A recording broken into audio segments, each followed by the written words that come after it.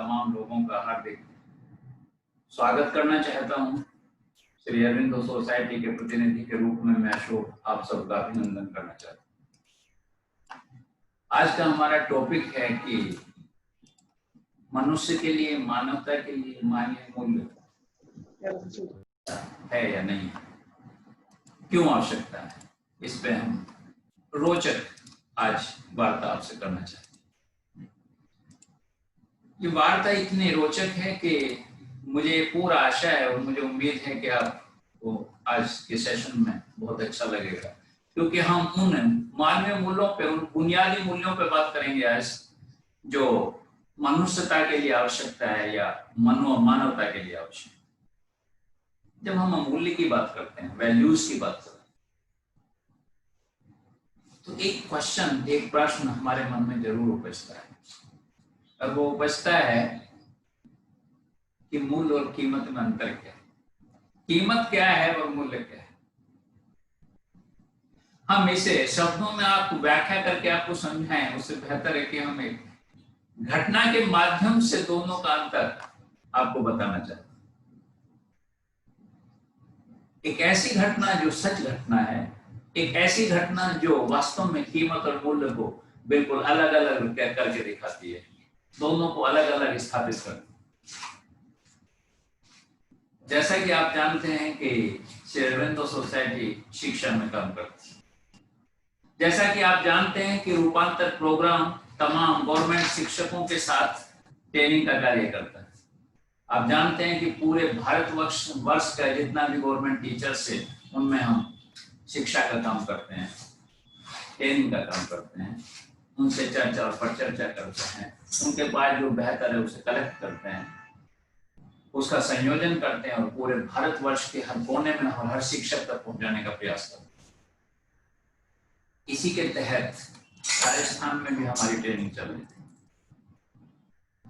राजस्थान में हमारी ट्रेनिंग चल रही थी, तो जो एक ट्रेनर थे वो वहाँ ट्रेनिंग दे रहे थे। जब सोमवार से शनिवार तक ट्रेनिंग दी और मेहनत से ट्रेनिंग दी, तो आज संडे था और आज उनका मन किया कि मैं निश्चित रूप से कहीं आसपास घूम लूं तो थोड़ा सा फ्रेश हो जाऊंगा, ताकि अगले हफ्ते फिर ट्रेनिंग दे सकूं। तो उन्होंने होटल मालिक से कहा कि मेरा मन घूमने का है, कहाँ घूमा जा सकता है। तो होटल मालिक ने कहा यहाँ पास में जैसलमेर है, आप वहां घूम सकते हो, बहुत रमणीय आपको आभा दिखाई देगी, आपको एक रमणीय स्थल दिखाई देगा, बहुत कुछ चीजें हैं जो जीवन में आप नहीं देख पाए, आज देख सकते हैं। उसने कहा फिर ये कैसे संभव? तो उसने कहा कोई संभव नहीं है, मैं एक ऊंट वाले को कह देता हूँ, वो सुबह सुबह होटल पर आ जाएगा, आपको ले जाएगा और घुमा लाएगा। ज्यादा दूरी पे नहीं है, 20-30 किलोमीटर दूरी पे है, तो आप वहां पहुंच जाएंगे और निश्चित रूप से वो देख पाएंगे। ठीक है। संडे का दिन सुबह सुबह ऊंट वाला आ गया।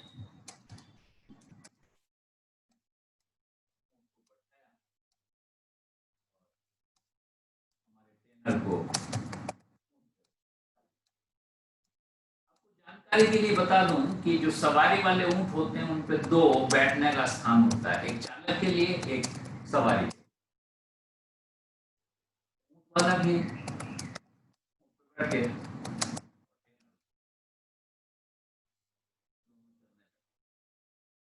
क्योंकि नीचे रेत था, किसी भी ऊंट वाले का साथ चलना रेत में आसान काम नहीं है, पैर धंस जाते हैं। उसका पैर तो गद्देदार होता है, वो रेत में नहीं धंसता है, इसलिए ऊंट दौड़ भी सकता है रेत पे और चल भी सकता है, लेकिन मनुष्य नहीं चल सकता, उसका पैर धंसने लगता है। अगर जूती पहनी है तो जूती में रेत घुस जाए।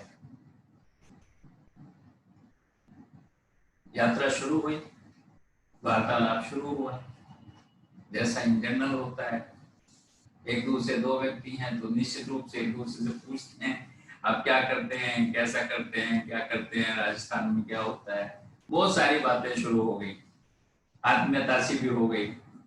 पता नहीं ट्रेनर्स के मुंह से कुछ ऐसी गुस्ताखी हो गई जो राजस्थान के व्यक्ति और राजस्थान की शान के खिलाफ। और जैसे ही ट्रेनर से मुंह से वो शब्द निकले वैसे ही ऊंट वाले ने उसकी तरफ घूम के देखा, घूर के देखा, और उसने ऊंट को इशारा किया, बैठ गया और नीचे उतरा, और उसने फिर बैठे हुए ऊंट को एक इशारा किया, जो जो ऐसे करके कुछ शब्दों का प्रयोग किया, और ऊंट लेट गया। और जैसे ही ऊंट लेट गया, टेनर रेत पर था, और टेनर रेत से उठता या ऊंट पे सवार होता या पूछता, व्हाट इज दिस, ये क्यों कर रहे हैं आप? इतनी देर में तो ऊंट वाला ऊंट पे सवार हुआ और चलता रहा, और टाटा बाय बाय करता हुआ निकल गया। चारों तरफ जैसलमेर का रेत ही रेत, टेम्परेचर 48 और 49, रेत के बीच में खड़ा हुआ टेनर, और अपने से दूर जाता हुआ ऊंट वाला जो उसे टाटा और बाय बाय करता हुआ निकल गया। टेनर बहुत परेशान। अगर चारों तरफ ही रेत है तो दिशा भ्रम हो जाता है, मैं किधर से आया और किधर जाऊंगा।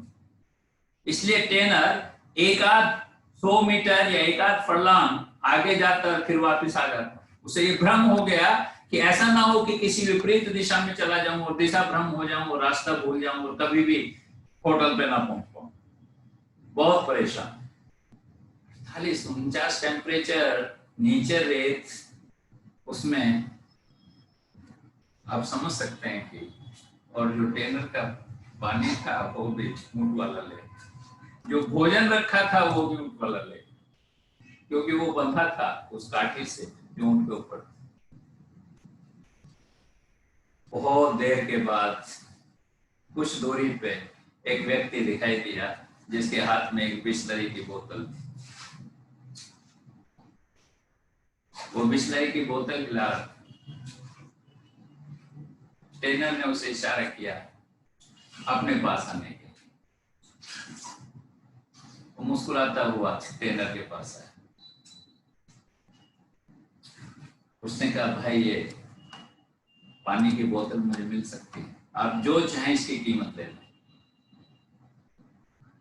उसने कहा कि हाँ, बोतल तो मिल सकती है, बोतल तो अवश्य मिलेगी, लेकिन इसकी कीमत आप सुन लें तो अच्छा है। तो उसने कहा, हाँ बताइए ना। तो उसने कहा, कीमत है इसकी जो आपकी जेब में है वो सब चीज।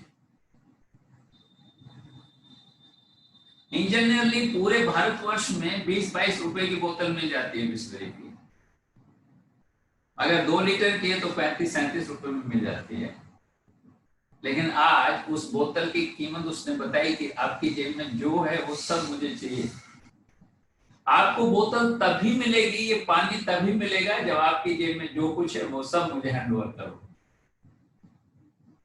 मैं अगर आपसे क्वेश्चन करूं कि इन परिस्थितियों में कोई भी व्यक्ति क्या करेगा, वो उसकी जेब में जो कुछ है उसे दे के उस बोतल को प्राप्त करना चाहेगा या नहीं चाहेगा?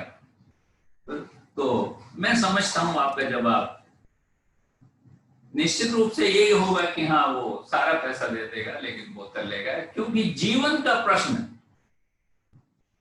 सारा डिहाइड्रेशन हो चुका है। शरीर में जितना पानी था वो सब सोख लिया बाहर के वातावरण में। पानी तो चाहिए, अगर जीवन बचाना है तो पानी चाहिए। तो उस ट्रेनर ने भी वही किया। उसने कहा कि भाई जो जेब में है सब मैं तुम्हें दे देता हूं, ये बोतल मुझे दे। और यही हुआ कि उसने सारे पैसे जो उसकी जेब में थे वो उस व्यक्ति को दे दिए जिसके हाथ में बिस्लरी की बोतल थी। उसने उन पैसों को अपनी जेब में रखा और उसे ये भी एहसास किया कि सुरक्षित रखे गए या नहीं रखे गए। जब उसने ये महसूस हो गया कि हाँ सुरक्षित रखे गए हैं, तब उसने बोतल दी। ट्रेनर ये भी जानता था कि किसी भी कीमत पे जबरदस्ती आप इससे बोतल नहीं ले सकते। जब उसने ये एहसास कर लिया कि पैसे सुरक्षित हैं तो बोतल दे दी, और ट्रेनर एक ही घूंट में पूरा पानी पी।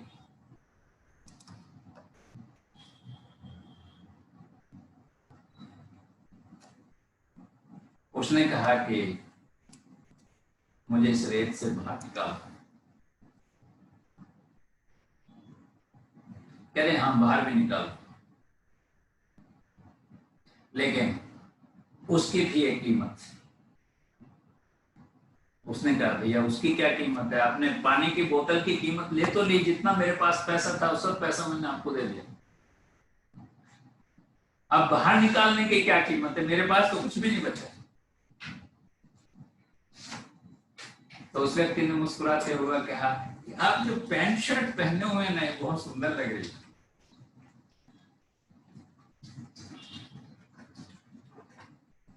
उसने कहा मतलब ये है कि अगर आप चाहते हैं कि हाँ यहाँ से बाहर निकलूं और अपने ठिकाने पे पहुंच जाऊं तो आपको ये पैंट शर्ट उतार के मुझे देनी होगी। फिर मेरा क्वेश्चन है कि उस टेलर ने वो पैंट शर्ट उतार के दी होंगी या नहीं दी होंगी? निश्चित दी होंगी, निश्चित दी। क्योंकि जीवन केवल इस बात में नहीं था कि उसे पानी ही मिल जाए, जीवन इस बात में भी निर्धारित करता था कि उस रेत के पहाड़ से वो बाहर निकले। और उसने वो पैंट शर्ट भी दे दी, कच्चे बनियान में आ गया। उसने कहा भाई अब बाहर निकालो। बोले आओ मेरे पीछे पीछे, बाहर निकालो। उसने उसे बाहर निकाल दिया, कच्चे बनियान में होटल पहुंचा मरक। अब मैं आपको व्याख्या करना चाहता हूं इस घटना के बारे में कि कीमत क्या है और मूल्य क्या है। कीमत किसी भी वस्तु या किसी भी सेवा के बदले में जो मौद्रिक भुगतान किया जाता है उसे कीमत कहते हैं। लेकिन अगर उसकी उपयोगिता बढ़ जाए तो उसकी कीमत मूल्य में कन्वर्ट हो जाती है, बदल जाती है। जैसे आपने देखा है कि बिस्लरी की बोतल पूरे भारतवर्ष में 20 से 22 रुपए में मिल जाती है, लेकिन उसे उसकी जेब में जो भी 200, 400, 1000 जो भी कुछ पैसा था वो सब देना पड़ा उस बोतल के बदले, ये वस्तु के बदले देना पड़ा। और फिर जब सेवा की बात आई तो उसने उस सेवा के बदले में कोई रास्ता बताने का कोई भी गाइड भी कुछ 10, 20, 50, 100 रुपए लेता है, लेकिन आज उसने उसके बदले में उसके कपड़े उतरवा लिए। तो सेवा के बदले में भी जो मौद्रिक भुगतान था वो बदला और वस्तु के बदले में भी जो मौद्रिक भुगतान था वो बदला। दोनों से पे किए उसने, उसे पे करने पड़े। तो मूल्य ये है और कीमत ये है। हम मानवीय मूल्यों पे जाएं या जीवन के मूल्यों पे जाएं या आधार बुनियादी मूल्यों पे जाएं, उससे पहले हम चाहते थे कि आपको मूल्य और कीमत का अंतर एक बार समझा दें।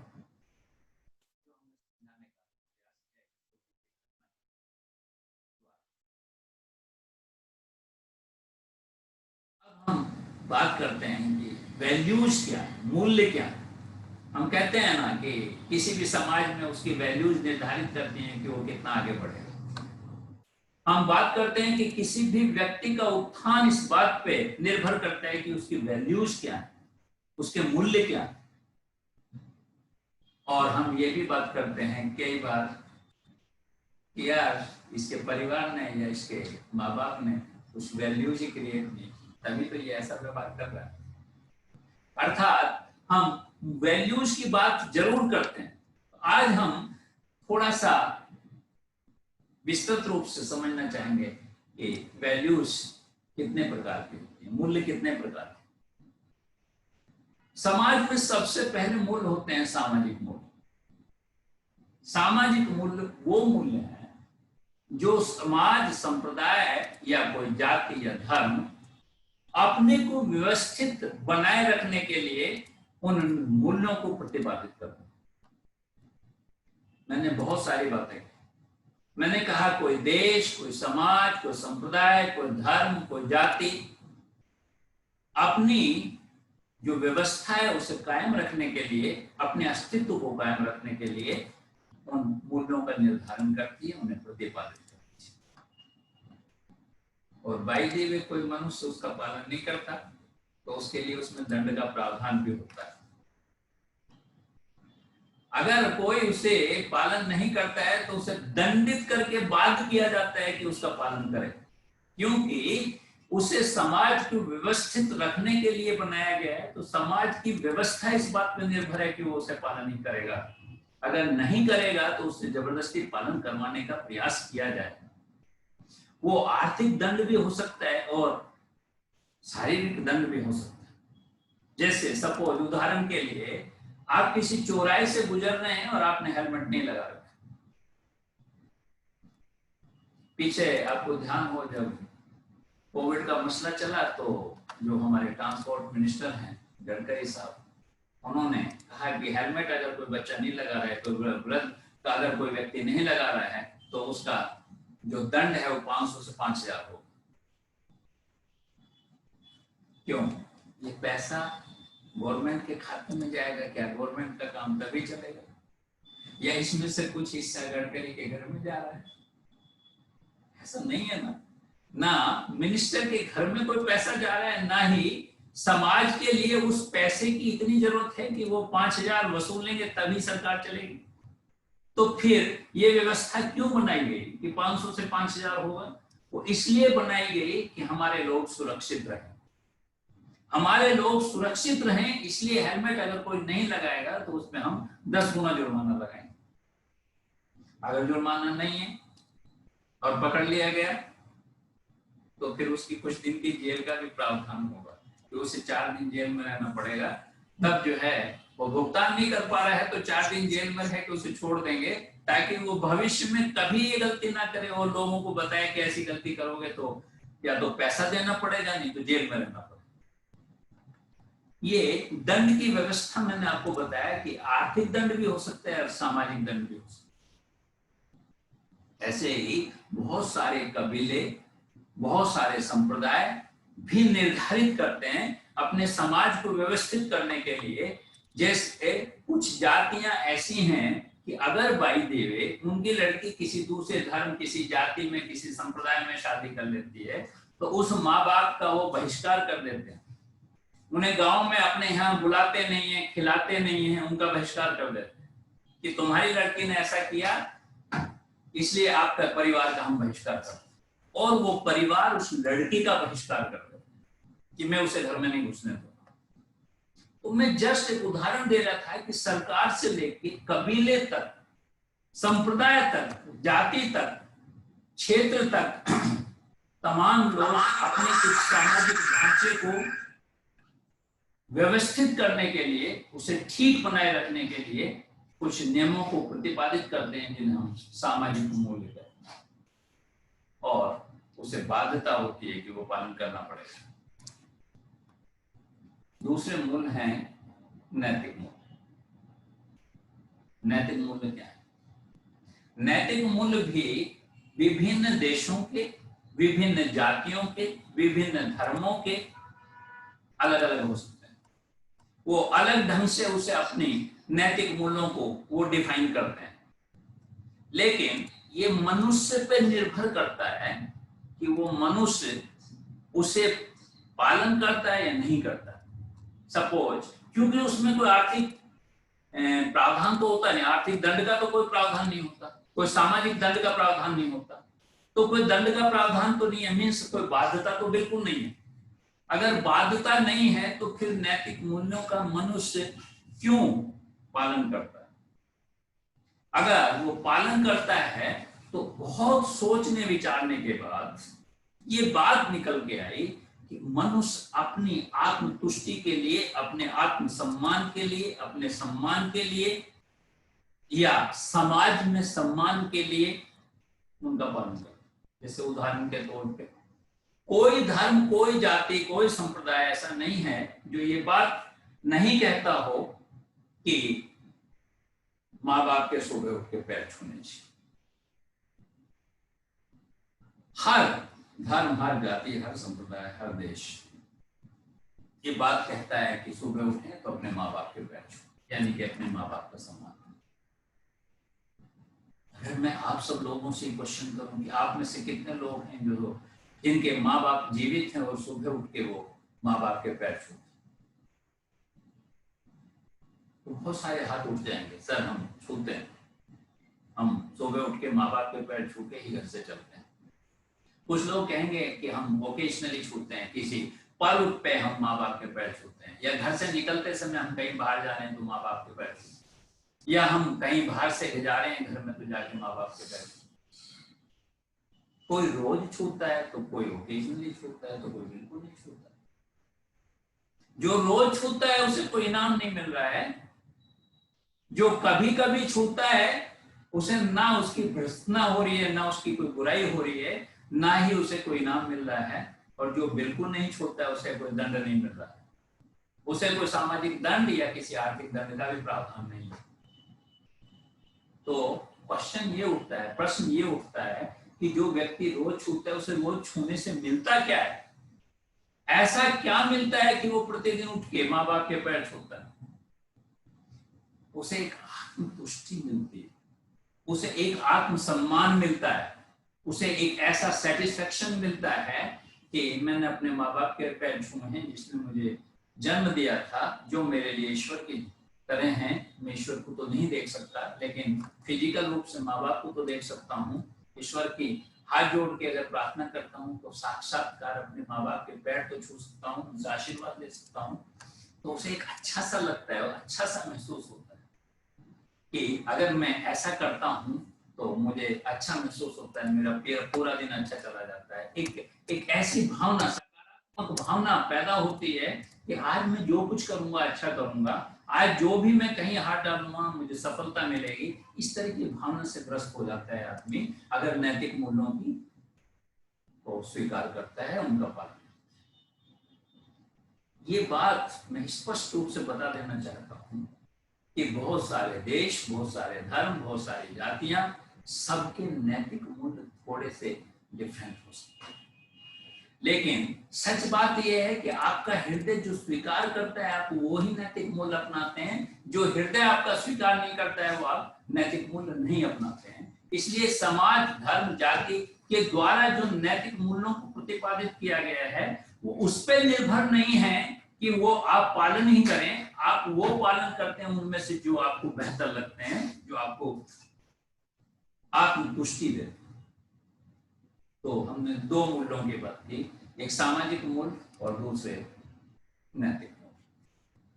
तीसरा जो मूल्य है जिस पर हमारी आज चर्चा है, जिस पे हम बातचीत करना चाहते थे, जिसे हम बताना चाहते थे कि किसी भी मनुष्य का, किसी भी मानवता का जो आधार है वो उसके मानवीय। अब मानवीय मूल्य क्या है? मानवीय मूल्य वो मूल्य हैं जो जब हम जन्म लेते हैं, जब कोई बच्चा जन्म लेता है तो वो सारे मूल्य उसके अंदर आंशिक रूप से और अधिक रूप से पाए जाते हैं। जैसा कि जब हम अस्तित्व का सेशन आपके साथ ले रहे थे तो हमने एक बात कही थी कि जब भी कोई बच्चा पैदा होता है तो वो कुछ ना कुछ विशेष लेके आता है। विशेष का अर्थ यही था कि वो विशेष लेके आता है जो उसने अपनी पूरे पिछले जीवन यात्रा में बहुत कुछ कमाया है, जिसे उसने डेवलप किया है, जो एसेंस था वो अपने साथ लेके आता है। इसलिए हमने बताया था कि अगर एक ही माँ से, एक ही पिता से दो बच्चे जुड़वा होते हैं तो दोनों बच्चे जब पृथ्वी पे आते हैं तो उनका दोनों का अलग अलग एसेंस होता है, अलग अलग विशेषता होती है, अलग सोच होती है, अलग भाव होता है, दोनों बिल्कुल अलग अलग होते हैं। शक्ल मिल सकती है, थोड़ी बहुत शक्ल मिल सकती है कि दोनों बच्चों की शक्ल मिल जाए, लेकिन उनकी आदतें, उनकी सोच, उनका रहना, उनका खाना, ईच एंड एवरीथिंग कुछ ना कुछ अलग है। एक ही पिता की संतान है, एक ही माँ की संतान है, एक ही गर्भ में पले हैं, एक ही समय से बाहर आए हैं, एक ही समय में प्रतिपादित हुए थे, फिर इतना अंतर क्यों? इसलिए अंतर है उनके जो मानवीय मूल्य हैं, वो जो बहुत सारे मानवीय मूल्य करुणा है, दया है, प्रेम है, सहानुभूति है, सहकारिता है, समता है, ये तमाम जो उसके मानवीय मूल्य हैं वो मानवीय मूल्य लेके तो आया है, लेकिन उसमें डिफरेंस है। किसी में करुणा ज्यादा मिलती है तो किसी में प्रेम ज्यादा मिलता है, तो किसी में समन्वय ज्यादा मिलता है, सहकारिता ज्यादा मिलती है, तो किसी में समता का भाव ज्यादा होता है। ये तमाम चीजें अलग अलग होती हैं और उनका जो वजन है, उनकी जो सघनता है, उनकी जो गहनता है, वो भी निश्चित रूप से अलग अलग है। तो जो मानवीय मूल्य हैं वो मनुष्य के साथ पैदा होते हैं, वो मनुष्य के साथ आते हैं। उनकी सघनता, उनकी गहराई अलग अलग हो सकती है, लेकिन निश्चित रूप से वो सारे के सारे मूल्य जो हैं मनुष्य के साथ आते हैं। और शायद हम बता दें आपको कि हम शिक्षक के साथ या शिक्षा में मानवीय मूल्यों का जिक्र इसीलिए करना चाहते हैं, हम इसीलिए बताना चाहते हैं, इसीलिए इस पे चर्चा और परिचर्चा करना चाहते हैं कि इन मानवीय मूल्यों का डेवलपमेंट किया जा सकता है। और अगर डेवलपमेंट किया जा सकता है तो निश्चित रूप से एक बेहतर पीढ़ी की, एक बेहतर समाज का निर्माण किया जा सकता है। एक ऐसे समाज का निर्माण किया जा सकता है जिसका आधार मानवता हो, जिस पे हम कल विस्तृत रूप से चर्चा करेंगे। उससे पहले हम बताएं कि मनुष्य की मानवता में, उसके जीवन में मूल्यों का क्या महत्व है। क्या उन मूल्यों की डेवलपमेंट से, उनके कंट्रोल से, उनमें भावनात्मक रूप से अपने को समाहित करने से क्या मनुष्य का जीवन खुशियों से बन सकता है? हम इस विषय पे अगर बात करें तो उससे पहले बहुत गंभीर बातें हमने आपसे की। मुझे लगता है कि आप बहुत गंभीर हो गए हैं, इसलिए थोड़ा सा एक हल्की फुल्की बातें हम आपसे करना चाहेंगे। अगर हम आपसे पूछें कि मौसम कितने प्रकार के तो आप 3, 4, 5 मौसम, गर्मी होता है, सर्दी होता है, बरसात होता है, बसंत होता है, और भी भारत के हिसाब से कई ऋतुएं।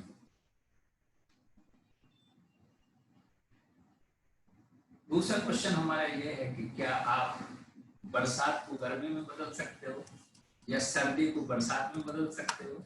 क्या ये जो बाहरी मौसम में जो हमें मिला है ईश्वर की तरफ से, प्रकृति की तरफ से, समष्टि की तरफ से, या हमारे भौगोलिक स्थिति की वजह से जो हमें मौसम मिले हैं, क्या इन मौसमों को आप बदल सकते हो?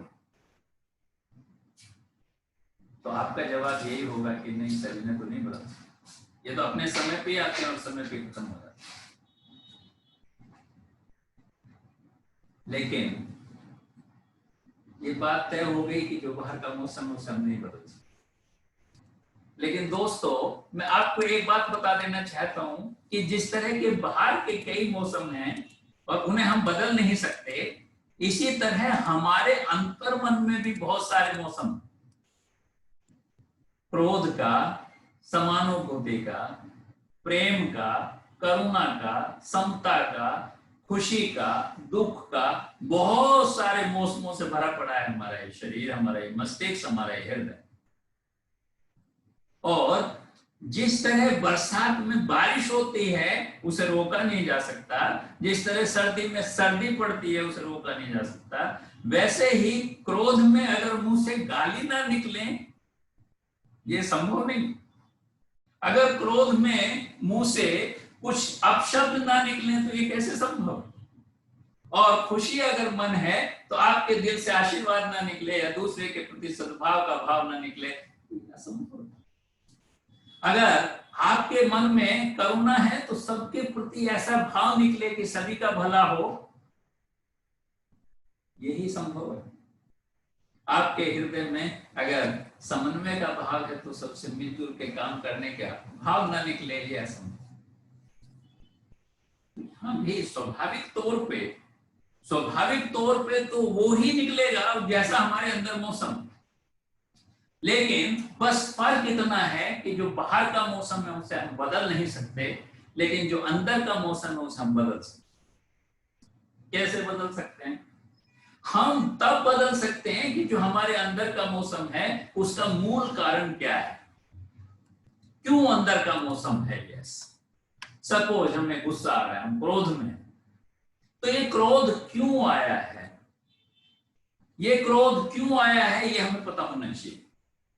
जैसे मैं 2-3 शब्दों को आपको थोड़ा सा बता देना चाहता हूं। एक हमारे बुनियादी मूल्य होते हैं, जैसे किसी वृक्ष का बीज होता है ना, वो बीज ही अंकुरित होता है, वृक्ष बनता है, उस पर फल निकलता है। ऐसे ही जो कुछ हमारे बुनियादी मूल्य हैं, हमारे जो बुनियादी मूल्य हैं उनके आधार पे जो बीज अंकुरित होगा वो निश्चित रूप से तभी वृक्ष बनेगा जब वो अंकुरित होगा। तो वो जो बुनियादी मूल्य हैं, जो हमारे मानवीय मूल्य हैं, उनमें से कुछ या एक बुनियादी मूल्य होता है। वो बुनियादी मूल्य के बारे में हमें पता होना चाहिए कि हमारा बुनियादी मूल्य क्या है। और जो बुनियादी मूल्य है हमारा, हमारी जो शिक्षा हुई, हमारी जो परवरिश हुई, जो हमें समाज से मिला, जो हमें गवर्नमेंट से मिला, यानी कि सामाजिक मूल्यों से मिला, जो हमें नैतिक शिक्षा दी गई, उन सब को मिला के हम एक धारणा का निर्माण करते हैं कि हमारी व्यक्तिगत सोच क्या है। तो एक हुए हमारे बुनियादी मूल्य और एक हुए हमारे धारणा। और जो भावनाएं हैं, भावनाओं में विचार में भी थोड़ा सा अंतर यह है कि विचार तो सैकड़ों विचार आते हैं, हजारों विचार आते हैं, लाखों विचार आते हैं हमारे मस्तिष्क, लेकिन वो विचार अगर भावनात्मक रूप से शरीर स्वीकार कर लेता है, हमारा मस्तिष्क स्वीकार कर लेता है, तो वो विचार भावनाओं में बदल जाते हैं। और जब भावनाओं में बदल जाते हैं तो उसकी प्रतिक्रिया होती है।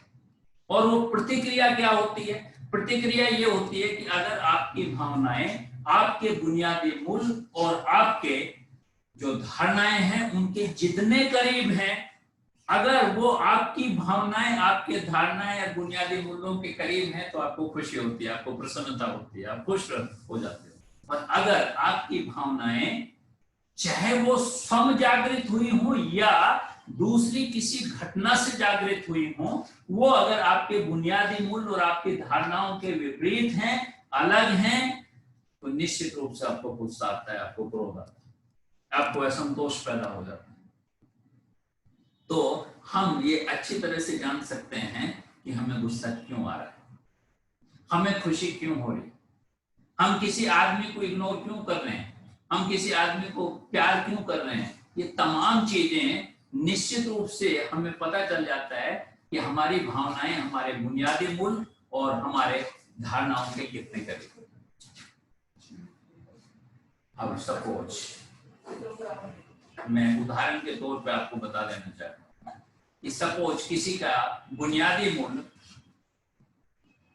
प्रेम है, हमारा बुनियादी मूल्य अगर बाई देवी प्रेम है, तो निश्चित रूप से उसके मन में एक वो धारणाएं उसके मन में बनेगी कि बच्चे स्नेह के प्रेम के अधिकारी होता है, हमें अपने दोस्तों से प्रेम पूर्वक व्यवहार करना चाहिए, हमें अपने रिश्तेदारों से प्रेम करना चाहिए, हमें समष्टि की तमाम चीजों से, चाहे वो पशु हैं, पक्षी हैं, सबके प्रति प्रेम करना चाहिए, उनके प्रति करुणा में होना चाहिए। ये हमारी धारणाएं बनेगी।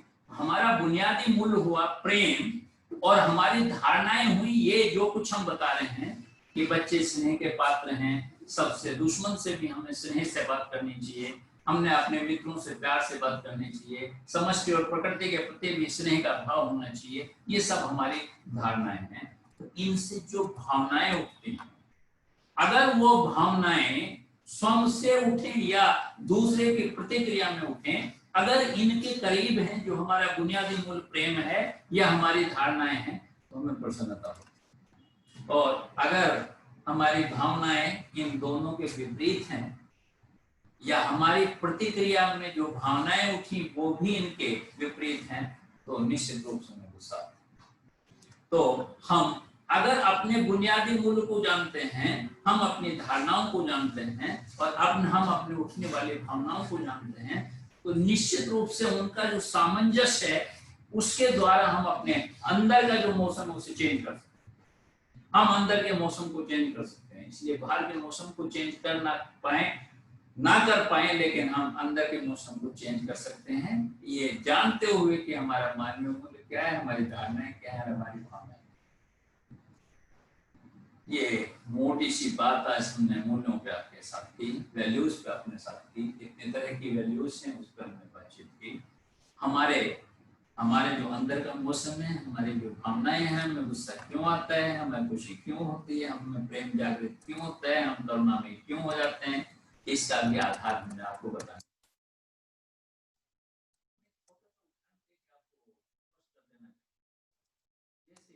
जो बीज है ना किसी वृक्ष का, किसी पौधे का जो बीज है, वो उसका बुनियादी मूल्य है। और उस बीज की ये सोच कि जब मैं वृक्ष बनूंगा तो मेरे पे हजारों फल आएंगे और उनका स्वाद ऐसा होगा, उनकी नेचर ऐसी होगी, उनमें अच्छा बीज होगा, लाखों वृक्ष को वो पैदा कर सकते हैं। ये धारणा है हमारे जो बुनियादी मूल्य उसे आधार बनाते हुए, या हमारी जो परवरिश हो रही है, हमें जो खाद पानी दिया जा रहा है, जो वातावरण मिल रहा है, उस सब को आधार बनाते हुए, बीज को आधार बनाते हुए हमारी ये धारणा है कि हजारों वृक्ष लगेंगे, हम इतना बड़ा वृक्ष बनेंगे जिसमें सैकड़ों पशु पक्षी आश्रय पा सकते हैं। ये हमारी धारणा हो सकती है। और भावना क्या हो सकती है? भावना हो सकती है कि बाई द वे आपको कोई हिट करे, आपको कोई काटना चाहे, आपको कोई छेड़ना चाहे, कोई झंझावात आंधी आपको गिराना चाहे, तो जब वो जो भावनाएं उठेंगी वो निश्चित रूप से आपके जो धारणाएं थी, जो आपका बुनियादी मूल्य था, उसके करीब हैं, तो प्रसन्नता होगी। और अगर उसके विपरीत है तो निश्चित रूप से संघर्ष करेंगे, आप, गुस्सा आएगा। तो इन तमाम चीजों पे हम आपसे आज बातचीत करना चाहते थे, जो हमने कोशिश की है बातचीत करने की। हम कल शिक्षा में मानवीय मूल्य की क्या आवश्यकता है, क्या जरूरत है, क्या महत्व है, शिक्षक के लिए मानवीय मूल्यों का क्या महत्व है, इस कोई भी शिक्षक अपने विद्यार्थी शिक्षार्थी में किस तरह मानवीय मूल्यों को प्रतिपादित करके एक अच्छी पीढ़ी का निर्माण कर सकता है, क्या मानवीय मूल्यों में बढ़ोतरी हो सकती है, क्या उन्हें डेवलप किया जा सकता है। हम उदाहरण के साथ, घटनाओं के साथ ये सारी बातें कल आपसे चर्चा करेंगे। हम आशा रखते हैं कि जो भी आज हमारे साथ सेशन में थे, उन्हें जब हमने मूल्यों की बात की तो निश्चित रूप से उन्हें अच्छा लगा होगा, हम ऐसी आशा रखते हैं।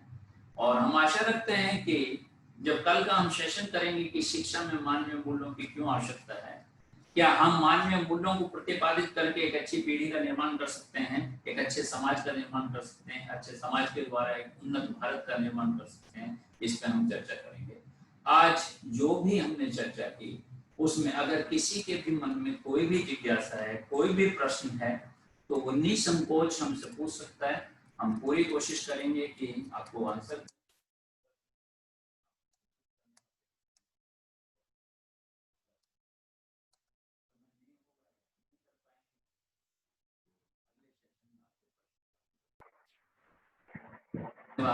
मैं सभी लोगों को एक बार फिर आमंत्रित करता हूं कि किसी के मन में कोई भी अगर प्रश्न है तो वो निश्चित रूप से हमसे पूछे, हम कोशिश।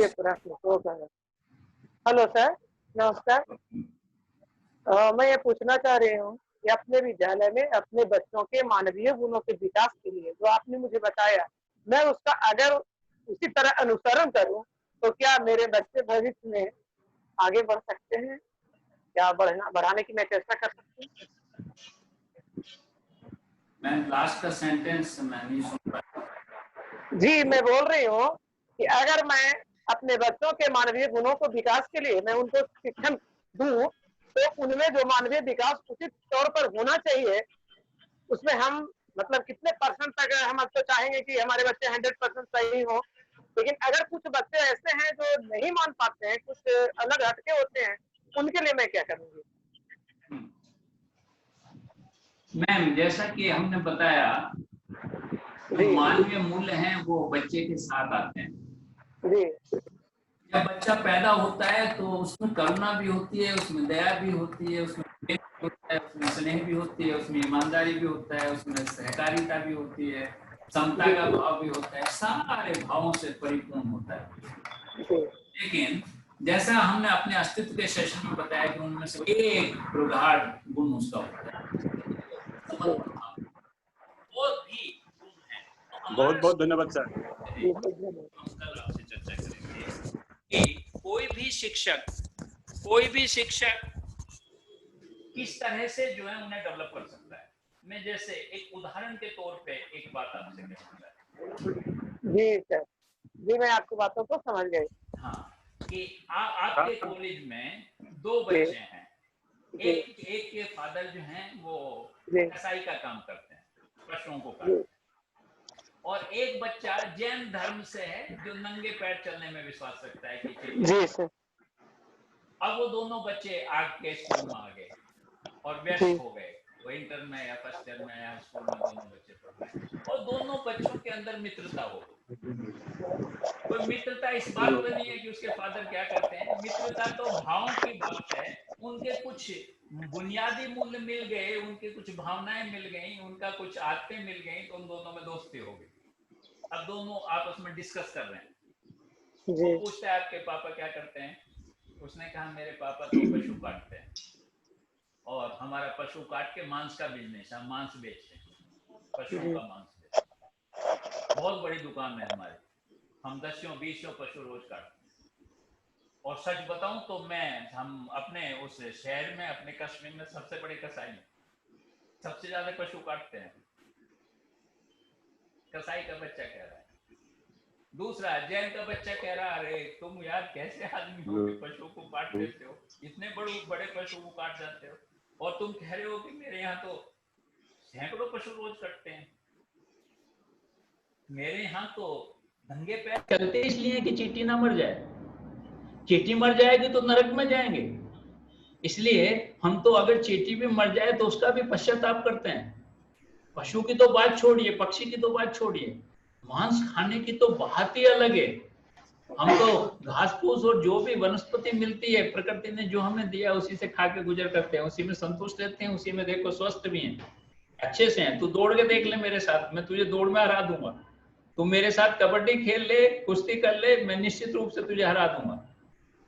तो मांस खाना तो जरूरी नहीं है। इस तरह वो वार्तालाप कर रहे हैं, दोनों खूब मित्र हैं, अच्छे से बात कर रहे हैं, हर बात को आपस में शेयर कर रहे हैं। शाम को जब कसाई का बच्चा घर जाता है तो अपने पिता से मिलता है और एक बात कहता है कि देखो आपका पेशा पशु काटना है, उसे तो मैं नहीं कुछ कह सकता हूँ, और मैं ये भी नहीं कह सकता कि आप शहर के सबसे बड़े कसाई हैं, सबसे ज्यादा पशु काटते हैं, मैं उसमें भी कुछ नहीं कर सकता हूँ। पर मैं इतना निवेदन कर सकता हूँ पिता आपसे कि मैंने देखा है ना, पशु को आप जिस तरह से काटते हो बड़ा तड़पता है। क्या कुछ ऐसा भी कोई प्रावधान हो सकता है, कोई ऐसी भी तरकीब हो सकती है कि पशु तड़पे ना? मुझका जो उसका तड़पना है वो अच्छा नहीं लगता है। कुछ ऐसा करो ना पापा कि वो तड़पे नहीं, तड़पता हुआ मुझे अच्छा नहीं लगता। ये वार्तालाप चल रहा है कसाई और कसाई के बच्चे में। उधर उसी टाइम जैन का बच्चा अपने घर पहुंचता है और वो कहता है देखो पापा आपका जमाना और था, जब जैन धर्म की उत्पत्ति हुई तो उस समय कच्ची जमीन थी, कच्ची बटिया थी, अब जो है सड़कें जो है तारकोल की बन गई हैं। उनका टेम्परेचर अगर 40 होता है वातावरण का तो उनका टेम्परेचर 50 होता है। नंगे पैर चलना बहुत मुश्किल काम। कुछ लोग कपड़ा बांधते हैं, मैं कपड़ा तो नहीं बांध सकता, रोज कपड़ा बांधूं और स्कूल जाऊं और कपड़ा आके खोलूं। तो देखो मैं तो जूता पहनूंगा, कपड़े का जूता पहन लूंगा, उसके नीचे फोम लगी होगी उसे पहन लूंगा, चींटी तब भी नहीं मरेगी, लेकिन मैं बिना जूते के नहीं जा सकता। मुझे कृपया करके जूते की परमिशन दे दो। ये बात जैन का बच्चा जैन अपने पिता से कर रहा है। वो कह रहा है कि मुझे जूते की परमिशन दे दो, मैं ऐसा जूता पहन लूंगा जिससे चींटी भी नहीं मरेगी और मुझे गर्मी भी नहीं लगेगी, मेरे पैर भी नहीं जलेंगे। तो उसे चाहे अनचाहे में परमिशन मिल जाती है। के साथ ही छिपने के लिए जमीन के नीचे बिल बनवाने शुरू करते हैं। और जो कसाई के साथ वार्तालाप चल रहा है उस बच्चे का, उस कसाई ने भी ये स्वीकार कर लिया है कि हाँ बेटा, मैं तुम्हारी बात पे ध्यान दूंगा, मैं गौर करूंगा, कुछ ना कुछ ऐसा तरीका निकालूंगा जिससे पशु को जो है बहुत कष्ट ना हो और सुरंगें बनाता वो मर चला। जाए। I want to say something about human value. Extra सब बहुत आ रहा है सर। ये कहीं से शोर आ रहा है, कृपया I अपना want to say phone something about human value. Mute कर ले साउंड आ करीब। रहा है सर, किसी का टीवी चला हुआ है। हेलो, बहुत बहुत धन्यवाद सर। नहीं, उनका मैम का जवाब दे दूं जरा। तो दोनों बच्चों ने जब जाके वार्तालाप किया, तो क्यों वार्तालाप किया? क्योंकि दोनों बच्चे मिले, दोनों में करुणा थी, दोनों में स्नेह था, दोनों में अहिंसा है, सब कुछ है, लेकिन कसाई के बच्चे में कुछ डेवलपमेंट हुआ ना। इसी तरह जैन के बच्चे में कुछ डेवलपमेंट हुआ। वो थोड़ा सा अहिंसा को दूसरी तरह से डिफाइन किया और उसने हिंसा को किसी दूसरी तरह से थोड़ा सा डिफाइन किया। तो हम ये बताना चाहते हैं कि मानवीय मूल्यों में बढ़ोतरी की जा सकती है, उन्हें डेवलप किया जा सकता है जी। तो इसी तरह हम एजुकेशन में अगर मानवीय मूल्यों पे अपने विद्यार्थियों और शिक्षार्थियों के साथ बात करेंगे, तो जो जन्मजात उनमें मिला है, जो जन्मजात उनमें अंकुरित है, उसे हम वृक्ष के रूप में बना सकते हैं। इसलिए हम मानवीय मूल्यों को शिक्षा में लेके आना चाहते हैं, हम शिक्षक तक पहुंचना चाहते हैं मानवीय मूल्यों को, ताकि वो मानवीय मूल्य अपने बच्चों में स्थापित करके उन्हें डेवलप कर सकें और डेवलप करने के बाद उनके व्यक्तित्व को बहुत सुंदर बना सकें, अच्छा बना सकें। जी ओके सर, धन्यवाद। और सर, किसी का? हाँ बोलिए। सर मैं आसम से हूँ, हाँ रंजन दास। हम ये बताना पूछना चाहते हैं आपको, हाँ जी। ये जो मानवीय मूल्यों का जो डेवलपमेंट का प्रोसेस है एजुकेशन सिस्टम में, हाँ ये तो बहुत दिनों से चल के आ रहा है। हाँ हाँ,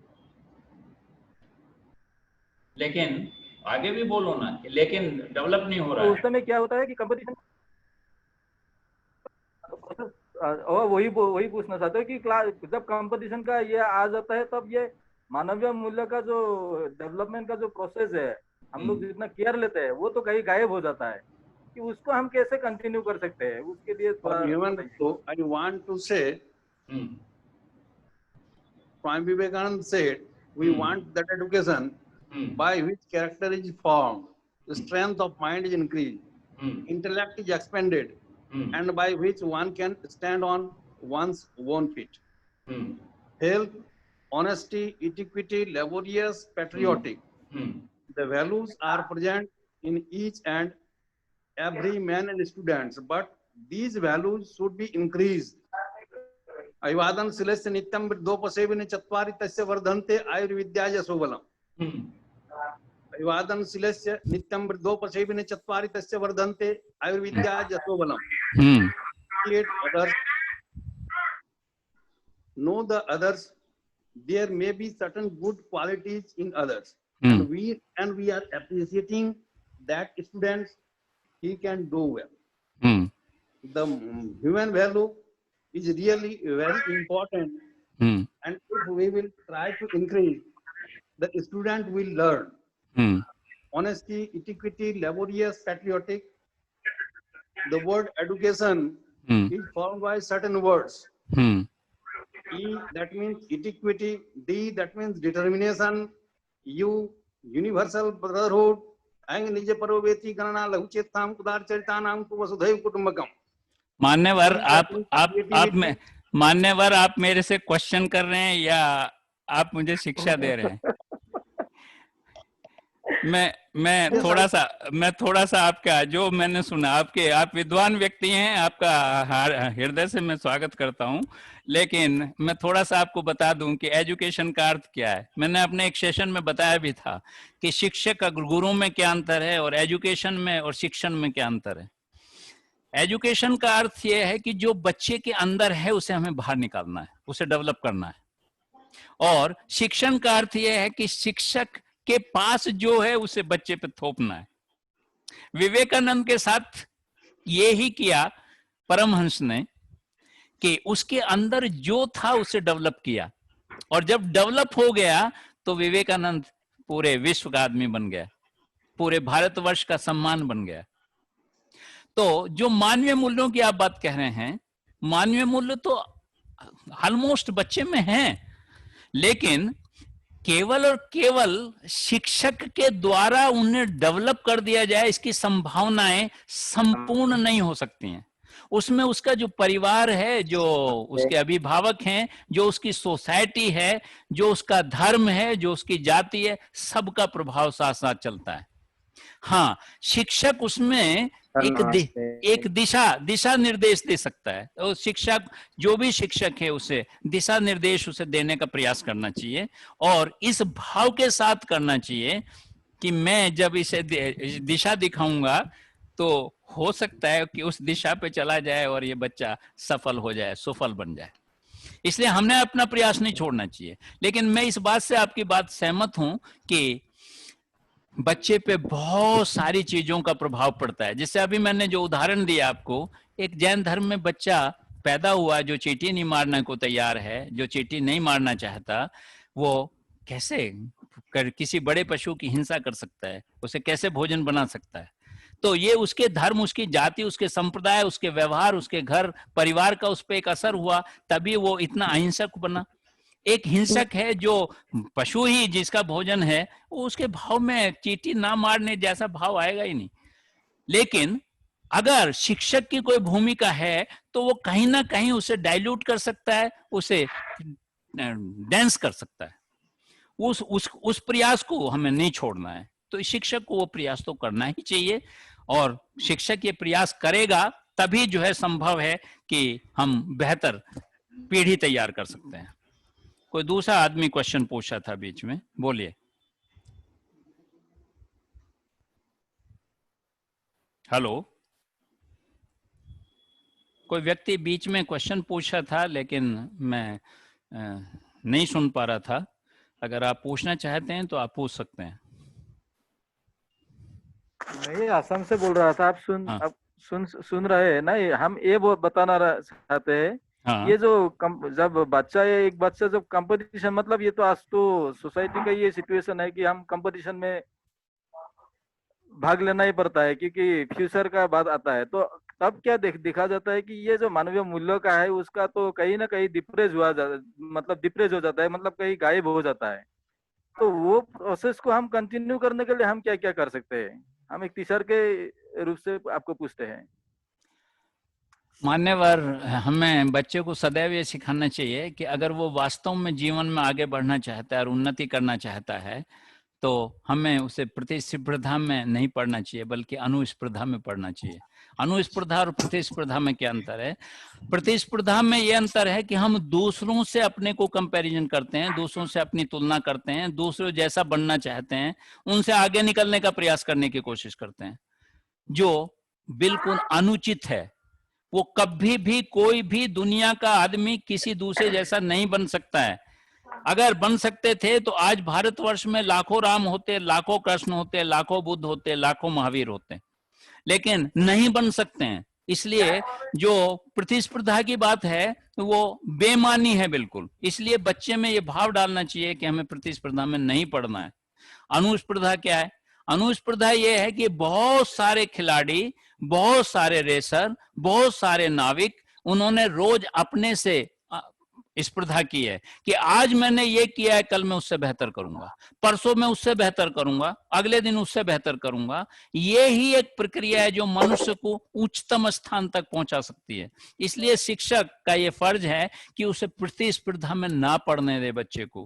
कभी अपने बच्चों को भी एक अभिभावक के रूप में कभी ये कंपैरिजन मत करना कि तेरे भाई के इतने % मार्क्स हैं, तेरा भाई इतना अच्छा काम करता है, तू क्यों नहीं करता है। ये बिल्कुल गलत परंपरा है, ये गलत शिक्षण पद्धति है, ये गलत सामाजिक प्रथा है। हमें नहीं डालना चाहिए इसमें बच्चे में। हमें प्रतिदिन उसकी प्रशंसा करके उसे बताना चाहिए कि आज तूने ये अच्छा काम किया है, कल तुझे इससे अच्छा काम करना है। आज तूने इतना पढ़ा है, कल को तुझे एक पाठ और एक्स्ट्रा पढ़ना है। आज तूने इतना अच्छा नैतिक काम किया है, कल इससे भी नैतिक काम करना है। अगर हम उसी से उसकी प्रतिस्पर्धा करेंगे, जैसा कि हमारे पूरे सेशन का नाम है आपका आपसे साक्षात्कार, हम जो शिक्षकों के बात कर रहे हैं, उन शिक्षकों का कोई कंपैरिजन नहीं कर रहे हैं किसी से, किसी देश के दूसरे कंपैरिजन नहीं कर रहे दूसरे शिक्षकों से, किसी एक प्रदेश के दूसरे प्रदेश से के शिक्षक से कंपैरिजन नहीं कर रहे हैं। हम प्रतिदिन उससे कह रहे हैं शिक्षक से, जो आपने स्कूल में किया है बेहतर, उससे कल और बेहतर करना है। इसीलिए हमने ZII के बाद इनोवेटिव पाठशाला की बात कर रहे हैं, हम TIL की बात कर रहे हैं। हम सारी बातें इसलिए कर रहे हैं कि हम शिक्षक को उसी से कंपैरिजन करके, उसी का साक्षात्कार करा के बेहतर बनाना चाहते हैं। इसलिए मेरा आपसे निवेदन है कि जो आपने कहा कि प्रतिस्पर्धा में पढ़ने के साथ, प्रतिस्पर्धा में पढ़ने के बाद हम मानवीय मूल्यों को भूल जाते हैं और उसका पतन हो जाता है। हम प्रतिस्पर्धा में ही बच्चे को ना पढ़ने दें, तो फिर मानवीय मूल्यों के पतन का कोई कारण ही नहीं है। हम अनुस्पर्धा में डालें बच्चे को। बहुत बहुत धन्यवाद। मेरा समय हो गया है और सामने से इशारा आ रहा है कि मुझे सेशन खत्म कर देना चाहिए। आज सब लोगों ने बहुत ध्यान से मुझे सुना और मैं हृदय से उन सब का आभार प्रकट करना चाहता हूं। और मैं चाहता हूं कि हम अपने जीवन में जो आज हमने बातचीत की, मूल्यों के बारे में, वैल्यूज के बारे में जो उन्हें डिफाइन किया कि किस तरह के मूल्य होते हैं, उन्हें आत्मसात करेंगे, अपने जीवन को बेहतर करने का प्रयास करेंगे, ऐसी मैं आशा रखता हूं। एक बार फिर सभी जुड़े हुए लोगों को मैं हृदय से आभार प्रकट करना चाहता हूं। धन्यवाद।